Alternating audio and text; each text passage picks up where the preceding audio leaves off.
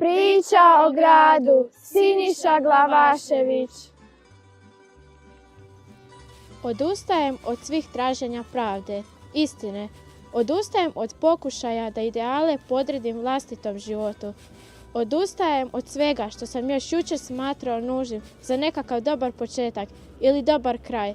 Vjerojatno bih odustao i od sebe sama, ali ne mogu, jer tko će ostati ako se svi odreknemo sebe i pobjegnemo u svoj strah?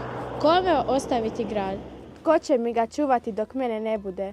Dok se budem tražio po smetlištima ljudskih duša, dok budem onako sam bez sebe, glavinjao, ranjiv i umoran, u vrućici, dok moje oči budu rasle pred vlastitim porazom. Tko će čuvati moj grad, moje prijatelje? Tko će Vukovar iznijeti iz mraka? Nema leđa jačih od mojih i vaših. I zato, ako je u vama ostalo još mladinačkog šaputanja, pridružite se. Netko je dirao moje parkove, klupe na kojima su još urezana vaša imena, sjenu u kojoj ste istodobno i dali i primili prvi poljubac. Netko je jednostavno sve ukrao, jer kako objasniti da ni sjene nema? Nema izloga u kojem ste se divili vlastitim radostima. Nema kina u kojem ste gledali najtužniji film. Vaša je prošlost jednostavno razorena i sada nemate ništa. Morate iznova graditi.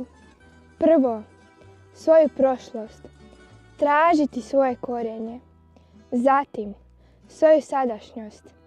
A onda, ako vam ostane snage, uložite je u budućnost. I nemojte biti sami u budućnosti.